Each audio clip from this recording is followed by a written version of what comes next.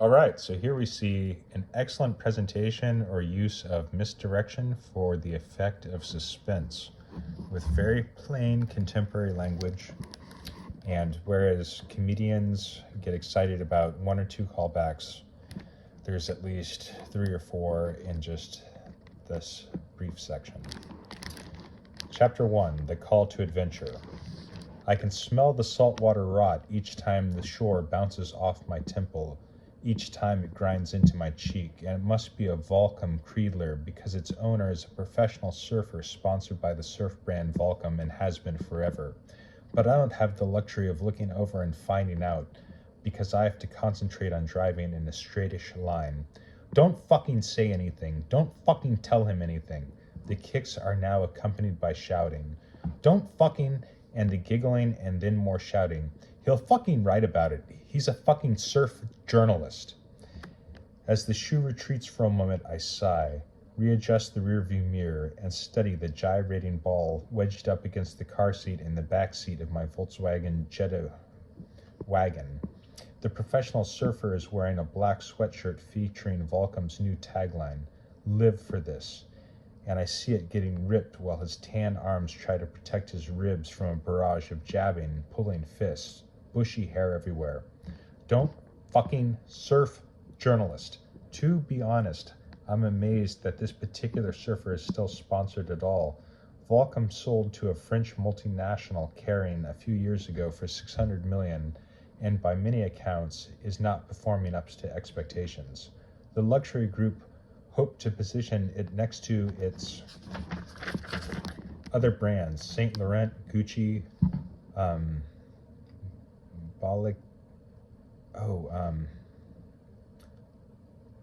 Balenciaga, and McQueen. I've heard it in the media. Balenciaga and McQueen, except Vulcan's old tagline, "Youth Against Establishment," and a signature product is a t-shirt featuring an owl over the words, "Who farted?" Sales are lagging behind expectations, and brand managers, team managers, executive vice presidents, and professional surfers are getting cut in the reign of terror. These troubles are not unique to Volcom. I have to say, in snowboarding, the guy who reps Volcom is super awesome. So it seems like an extremely awesome brand in terms of contemporary snowboarding. The guy who saved Jeremy Jones from the avalanche, Jeremy Jones of the rail riding fame. Across the surf industry, bros are getting let go, and executives with gilded resumes from Disney and the NFL swoop in to take their spot and make things right. But things only get more conservative, more buttoned up, tighter. The look and feel of ExxonMobil, a true apocalypse. Or maybe the youth just aren't against the establishment these days. Maybe they're cool with it. Maybe they live for something else, not this. Or maybe it's just a little too transparently anti-establishment to be part of a giant French multinational that is changing its name from PPR to Caring because it sounds like caring. Whatever the case, Caring's initial investment allowed Volcom to make its first closed-toed shoe, the Creedler, a misguided attempt at replicating the Vans Classic, which failed beyond badly because nobody can replicate the Vans Classic, not even Saint Laurent. Fucking surf journalist. The guy shouting is a professional surfer, except sponsored by Reef. He has pinned Volcom, I love this, so he uses now for the action fight description, Volcom and Reef, the sponsors become characters. So it's so much more clear without naming the individuals, and then also just in the way that like brands are kind of at war, and what is identity anyways, and as French as you want to make it, but it's also kind of video gamey and fun and efficient. And I grew up with Reef being sold at Rusty Del Mar and totally love it, but totally concur with some of his critique of this one particular product design coming up. But yeah, I love that he does this, and I'm sure it's not original, but it's just fun, and he does it well right here. Fucking surf journalist. The guy shouting is also a professional surfer, except sponsored by Reef. He has pinned Volcom completely now, and might be pinching his nipples, or twisting them. Reef is owned by VC Corp, which also coincidentally owns Vans. So he talks about how the Creedler is a copy of the Vans made by Volcom, and Volcom and Reef are in a battle, and then the parent corporation VC Corp owns Reef and Vans, and he points it out, and all this sort of things, and he just keeps it at a good tempo. Fucking surf journalist. The guy shouting is also a professional surfer, except sponsored by Reef. He has pinned Volcom completely now and might be pinching his nipples or twisting them. Reef is owned by VC Corp, which also coincidentally owns Vans. Reef is tail spinning almost as bad as Volcom, but the brand's sponsored surfer is doing well, at least right now in this particular physical exchange, wailing, jabbing, pulling, ripping, screaming, angry, winning in a mixed martial arts style I would not thought him capable of. I wonder if he's wearing a pair of Reef's Mick Fanning's signature, and Mick Fanning's the guy, if you look it up on YouTube, got attacked by a literal great white shark like in a competition. It's really gnarly. Very tough guy, amazing, I think 3-time world champion surfer. I wonder if he was wearing a pair of Reef's Mick Fanning's signature beer bottle opening sandals. Yes, Reef literally and honestly makes a sandal with a bottle opener on the bottom. Like you walk down the street on your way to your friend's barbecue through dog urine or bum urine or horse urine, depending, I suppose, on where your friend lives. Then you get to his house, go to his backyard, open his cooler, grab a beer, take your sandal off, and use the bottom to pop the cap. Literally, honestly. But I can't fucking see from my angle if he's wearing them or not. And the two keep shifting and squirming, gyrating. The anger level seems to be rising. Fuck, don't fucking surf, journalist. And then it hits another level. I think Reef is jamming his hand into Volcom's mouth and while twisting his nipples. I think he is trying to remove his teeth or tongue. I am going to whip around and say, knock it off, you two, I'm driving here, but I don't know how to deliver this line without sounding ridiculously paternal, especially in a station wagon featuring a baby car seat. And so I accept the abuse. Plus, I am getting a little curious about this story that is so secret it is causing one grown professional surfer in the twilight of his career to smash another, also in the twilight of his career, in the backseat of a soccer mom car. The Creedler, it's totally the Creedler. I can see it now with the misshapen toe and the too high rise. Brushes past my nose and then slams into my eye, and I swerve, almost crossing into oncoming traffic. The kicking stops along with the shouting. In my rearview mirror, the fighters are adjusting themselves, maybe scared straight, maybe calming down, but then the giggles start up again. So is Dad. I glance back in the rearview mirror. Reef is sitting sullenly, arms crossed over the words on his sweatshirt that reads, "Just passing through," which is the brand's tagline, looking out the window and apparently accepting his fate. I try again to see if he is wearing the beer sandal, but his feet are down in the dark spaces. In the dark spaces, I get in trouble for never cleaning, and which usually have crushed up banana bits and gluten-free pretzels and sometimes organic preschool art projects floating about. I hope he is wearing the Mick Fanning signature sandals so bad, he'll have a real treat when he opens his next beer. So the way he continually weaves and punches through, the weave, as Trump says, the Mick Fanning sandal with the beer bottle opener, which I remember that came out, and it's so cool at the time when you think that alcohol is cool, but it references, because it references alcohol, but, it's like, would you really use that? Although I have to say, in Del Mar in the 80s, like, the streets were probably clean enough that you'd be fine if you did use it, and probably less gross than other utensils one might encounter in their life.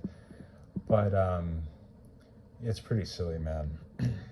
But yeah, it's wild to think about, thinking that it was cool. But I definitely did at a certain point, although I never used it even back then. Way pre-COVID or worrying about germs or anything, it was still a bit much. But if I had to use one, it would be an 80s Del Mar for sure. I feel like I could walk on 80s Del Mar from any of the houses I had the fortune of living in down to the beach or back and forth and open a beer and I'd be fine.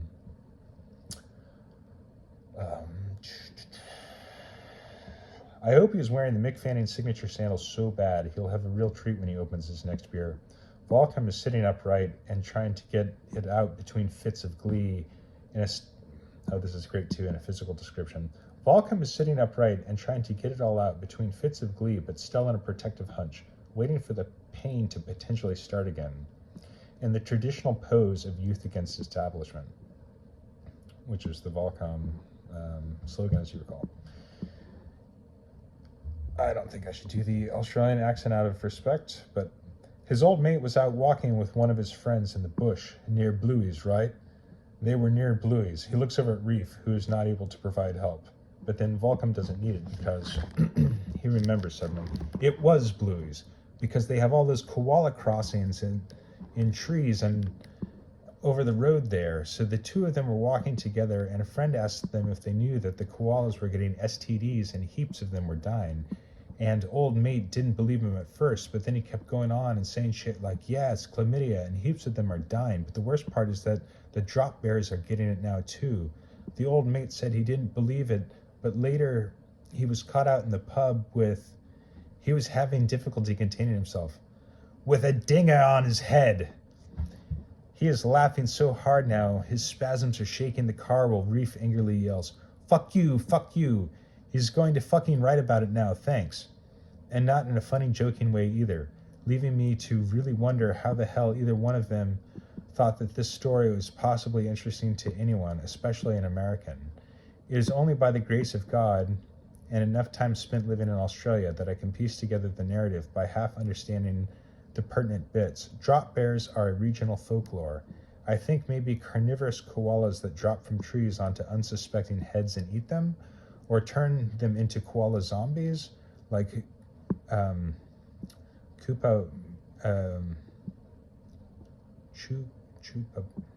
what is that one? Chupabaras, those hairless beasts, Chupacabaras. Should look that up. Chupacabras, that's right. Like chupacabras. Something like that. A dinger, I know for sure, is regional slang for a condom, or maybe for sure. Australian slang moves faster than greased lightning. Boy, slang in general does too. Like the one I really don't like is fuck with. Like fuck with used to always mean to antagonize more or less, and now it means to like to enjoy, to follow, to like have a relationship with. Total inversion. My favorite new slang that I learned from Chase on Two Wheels, which is like I'm here for that or I'm not here for that. Because so often you show up for something in modern life, and then like someone starts saying some crazy racist shit, and it's like, yo, I'm not here for that. I came for the art, dude. What the hell are you saying? Okay. Where were we in the text? A dinger, I know for sure, is regional slang for a condom, or maybe for sure. Something like that. A dinger, I know for sure, is a regional slang for a condom, or maybe for sure. Australian slang moves faster than greased lightning. Blues I got. It's a sandbar wedge somewhere near Newcastle. Alliteration again. Or maybe it's the river mouth closer to Coolangatta. In some fairness, I suppose, the story has its moments, but it is not the sort that can be written without many explanatory segues, and I still don't know how it would reflect poorly on anyone but the father, and mostly who in their right mind would care. A wave of depression washes over me. This kicking, this pointlessness, this wild oversensitivity guarding even the most ludicrous information. Pre-COVID, bro. Drop bears and STDs is my lot in life because Reef is right. I am a surf journalist, a fucking surf journalist. And I wasn't supposed to be this way. I was supposed to have waved goodbye to the shallow end of the swimming pool years ago. I was supposed to be a Pulitzer Prize winning war reporter by now, spilling valuable words on the plight of Syrian refugees while dodging bullets. Or maybe in the White House briefing room being shouted down by the press secretary for speaking truth to power. Or front row at the Fendi show in Paris across from Anna Wintour, who's the head of Vogue magazine, noting that the monster collection pairs playfully and classic in a delightfully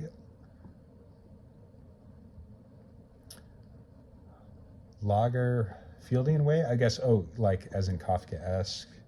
So like Karl Lagerfeld is a famous designer, in a delightfully Lagerfeldian way. Or writing a coming-of-age novel set in Palm Springs during the White Party.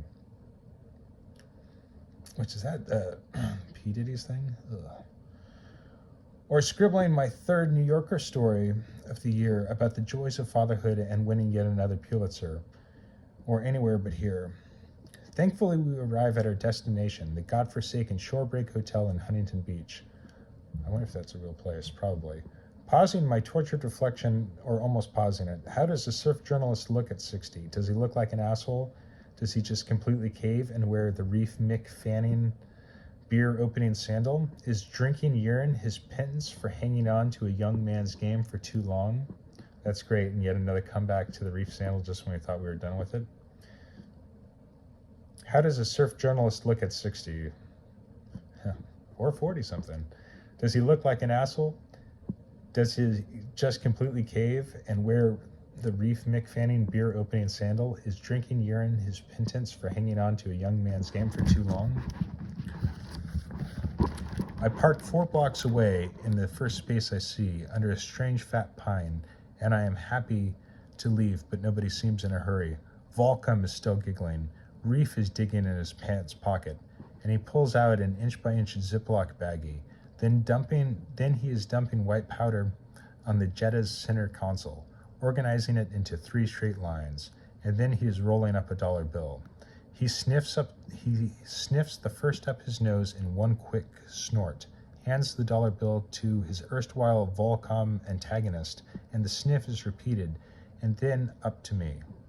Thanks for driving, mate. Reef is now happy. I put on a fake cheer and say, no worries, glad you found me, while handing the dollar bill back to him.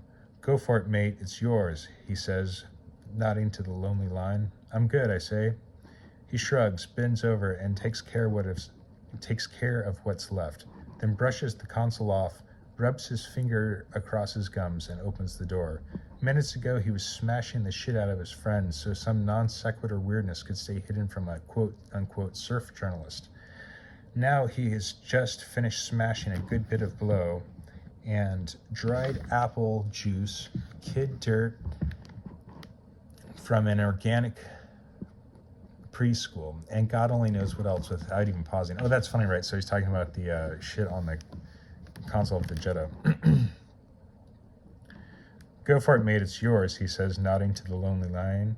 I'm good, I say. He shrugs, bends over, and takes care of what's left, then brushes the console off, rubs his finger across his gums, and opens his door.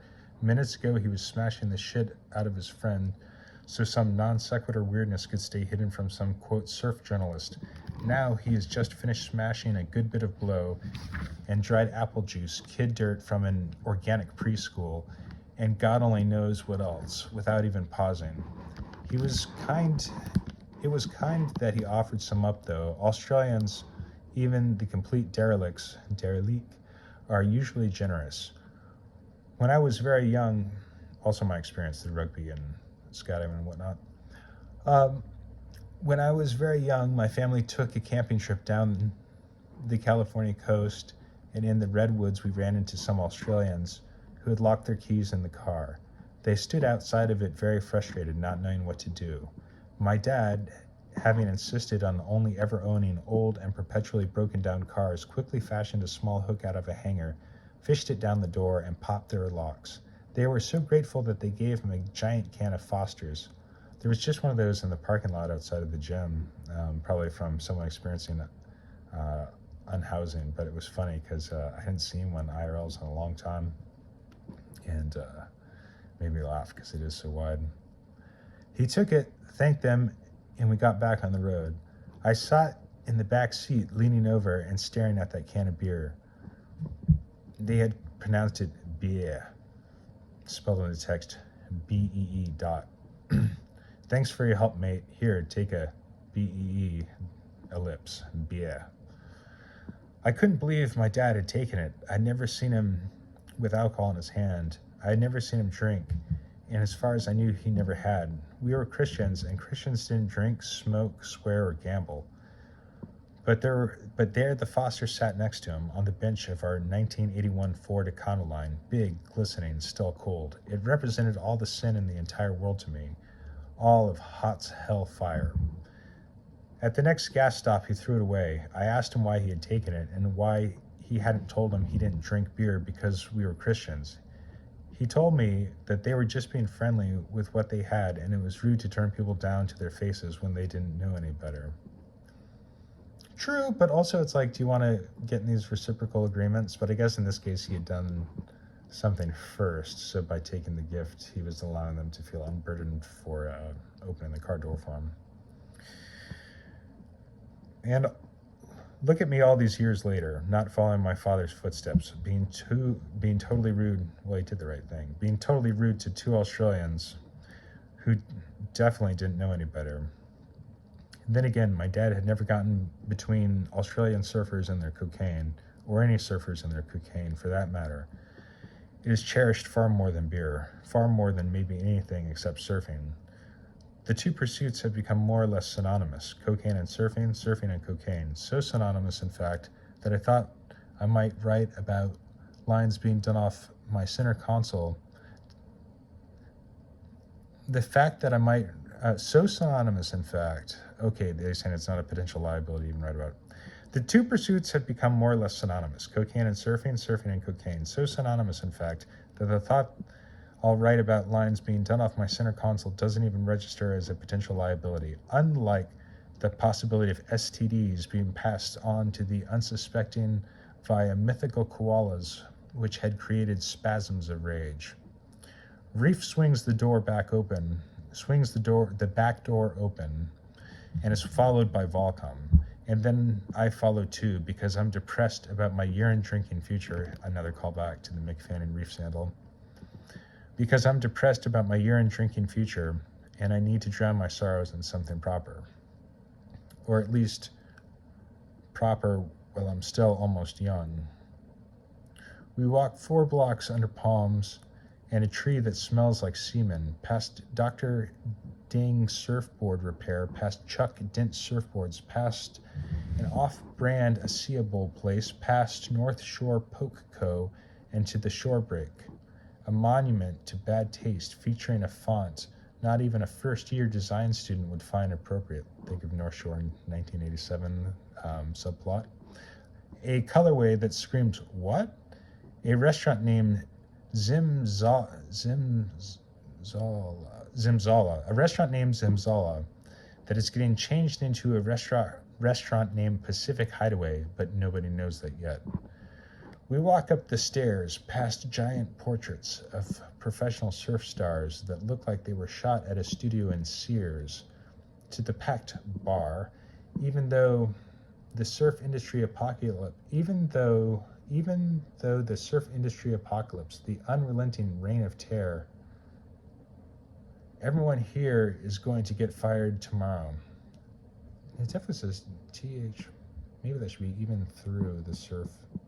That could be a misprint. Everyone here is going to get fired tomorrow. Probably. Still, sweat is dripping from the ceiling down the walls. The surf industry still enjoys partying like it's 1991. I don't think they know any other way. People are yelling loud nothings into each other's ears with clenched jaws. Beer is being bought but not consumed, just swung around by its neck and spilled onto impossibly slick floors. The Sears surf stars are staring down from the walls. They know how it feels, and they aren't judging. That's wonderfully descriptive, with very simple language. People are yelling loud nothings into each other's ears with clenched jaws. Beer is being bought but not consumed, just swung around by its neck and spilled onto impossibly sticky floors. The Sears surf stars are staring down from the walls. They know how it feels, and they aren't judging. A highlight reel of some damn surf contest that happened 6 years ago in Portugal plays on the overhead televisions. The bathroom line stretches through Zimzalal, pin-pricked pupils and sweat and jaw muscles. Some terrible reggae plays over the sound system, and a 6-year-old Portugal contest, meaning the surf contest, and conspiracies and loud conversations yelled into ears and wiping noses and rubbing noses and jittery moments and much blinking and attempts at dancing, except how can reggae be danced to in any era? Pretty easily, man. Just find the beat. I know way too many people here. I know almost all of them, and I should not be here. I should be in Damascus or Washington, D.C., or Paris or Stockholm accepting my Pulitzer, or probably not a Pulitzer if I'm going to look at my talent level honestly. But what is the Golden Globes for writing? I should not be a surf journalist. In any case, my depression is as encompassing as a Balenciaga Blizzard wool blend sweater, as enveloping as it must be for the caring executive who had the brilliant idea to buy the surf brand Volcom for $600 million.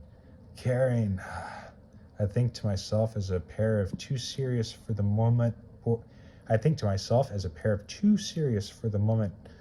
board short designers, TOO. Too serious for the moment board short designers race past, murmuring something about the genius of Joseph or maybe Thomas Campbell. I bet high fashion thinks it has surfing beat with regard to cocaine. I bet Saint Laurent and Gucci and Balenciaga and McQueen each feel they have done them some cocaine, that they know cocaine, that they're intimates, that they have lived that cocaine life. But I once became a male model to impress my wife and got to see the way that fashion thinks about and uses cocaine. It's all right, I guess.